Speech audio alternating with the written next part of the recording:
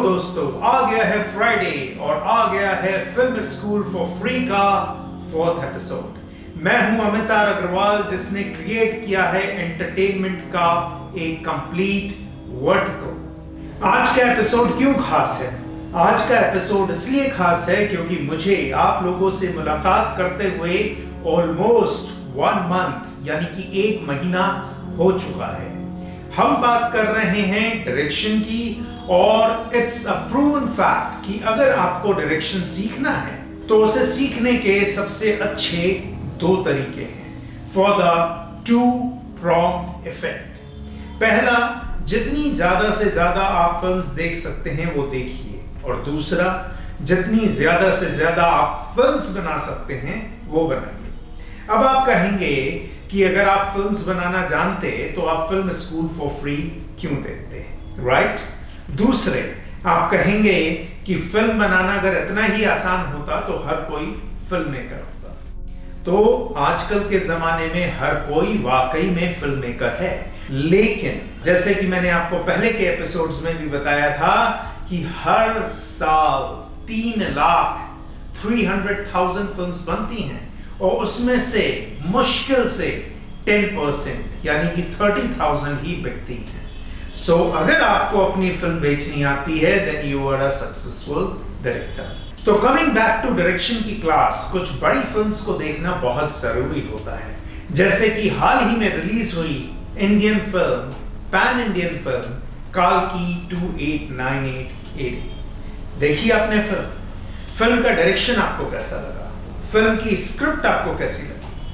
एक डायरेक्टर का पहला काम होता है फिल्म की स्क्रिप्ट को एनालाइज करना, और काल्की फिल्म की स्क्रिप्ट को एनालाइज करने की मास्टर क्लास है। कैसे? पहले के जमाने में राइटर्स स्क्रिप्ट लिखते थे, अब ज्यादातर डायरेक्टर्स अपनी स्क्रिप्ट खुद लिखते हैं। Nothing wrong with that, except अगर स्क्रिप्ट लिखी है तो उसे काटना भी सीखो। काफी लोगों का रिएक्शन है कि फिल्म का फर्स्ट हाफ बोरिंग है। क्या वाकई में काल्की 289880 का फर्स्ट हाफ बोरिंग है? क्या है, फर्स्ट हाफ ठीक ठाक है, पर प्रभास के जो सीन्स हैं वो बोरिंग है। अब हो सकता है ये सीन्स तेलुगु लैंग्वेज में, तेलुगु ऑडियंसेस के लिए, तेलुगु फैंस के लिए इंटरेस्टिंग, पर हिंदी में जो डायलॉग्स डाले हैं, जो बैकग्राउंड म्यूजिक डाला है, वो सीन्स को बहुत ही ठंडा बना देता है।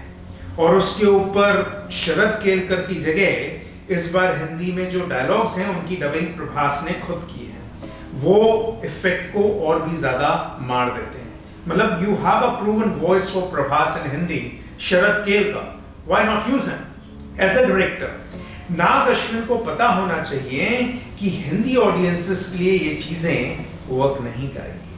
अगेन, दिशा पटानी और प्रभास का रोमांटिक फ्लर्टी ट्रैक, उनका कॉम्प्लेक्स में जाना बहुत ही ज्यादा फिल्म में फोर्स फिट लगता है। मतलब उसके बिना भी फिल्म अच्छी खासी चल रही थी। Why to digress the narrative of the film? अब हो सकता है ये मासी पंची सीक्वेंस उन्होंने तेलुगु ऑडियंसेस के लिए रखा हो, पर हिंदी ऑडियंसेस के लिए ये ट्रैक एक लू ब्रेक से ज्यादा कुछ नहीं था। तो एक डायरेक्टर को चाहिए कि वो स्क्रिप्ट को लॉजिकली एनालाइज करे, और जो भी चीज बोरिंग लग रही है उसे काट दे। Coming to positives of the script, film की ओपनिंग बहुत ही क्रिस्प है। कम से कम डायलॉग्स में फिल्म को बहुत ही सॉलिड बिल्डअप दिया गया है। फिल्म को जिस तरह से नाग ने सर्कुलर नरेटिव दिया है, अश्वत्थामा का एक अजन्मे बच्चे को मारने के लिए श्राप मिलना, और अब आज की सदी में 289880 में एक अजन्मे बच्चे को बचाकर उस श्राप से मुक्त होना, ब्रिलियंट। बहुत ही अच्छा कनेक्शन ढूंढा है नाग अश्विन ने। बट अगेन, क्लाइमेक्स तक आते आते अमिताभ के कैरेक्टर का शाश्वत द्वारा बांधे जाना जबकि पूरी फिल्म में अमिताभ को इतना पावरफुल दिखाया गया है और प्रभास का कर्ण के रीइंकार्नेशन का रेवलेशन होना और प्रभास का अमिताभ को बचाना इंपैक्टफुल तो है, लेकिन कन्विंस नहीं करता। क्यों कन्विंस नहीं करता? क्योंकि नाग की इंटेंशन तो ये थी कि जिस तरह से महाभारत में अश्वत्थामा की मदद कर्ण करते हैं, उसी तरह से फ्यूचर यानी कि 2898 AD में भी, यानी आज के टाइम में भी कर्ण जो हैं वो अश्वत्थामा की मदद कर रहे हैं। पर उसके लिए अमिताभ को कंट्रोल करने का जो तरीका दिखाया है उसका एक सॉलिड लॉजिक दिखाना चाहिए था। मतलब पूरी फिल्म में अमिताभ इनविंसिबल है और अचानक से ही 10-12 पिद्दी टाइप के यंत्रों से शाश्वत उन्हें कंट्रोल कर लेता है, ये कन्विंसिंग नहीं लगता। एनीवेज, नाग ने एक और चीज बहुत ही अच्छे से कनेक्ट की है। हिस्ट्री में बताया गया है कि किस तरह से अमृत मंथन के दौरान अमृत की एक बूंद राक्षसों को मिल गई थी और भगवान की तरह ही राक्षस भी अमर हो गए थे। यहां पर भी सीरम की एक बूंद यास्किन को मिल जाती है और वो अर्जुन का गांडीव उठा लेता है। अब फिल्म में बुराई के लिए रेड कलर का इस्तेमाल किया गया है और अच्छाई के लिए ब्लू कलर का। पर जब यास्किन गांडीव को उठाता है तो गांडीव पर ब्लू कलर आता है, यानी कि अच्छाई का कलर। क्यों? क्या इसलिए क्योंकि यास्किन के अंदर अच्छाई की एक बूंद चली गई है? पिछले एपिसोड में हमने बात की थी कि एक डायरेक्टर कैसे डिफरेंट शॉट्स से फिल्म का बिल्डअप करता है। कुछ शॉट्स जो फिल्म को अच्छा बिल्डअप देते हैं, उन पर जब भी आप फिल्म देखें गौर जरूर करिएगा। अगर मैं अपनी बात करूं तो मुझे जो शॉट्स पसंद आए वो अमिताभ की जो फाइट थी उसमें जो शॉट्स यूज किए थे वो काफी इफेक्टिव थे। प्रभास का जो रेवलेशन हुआ था कि वो कर्ण है वो काफी इफेक्टिव था।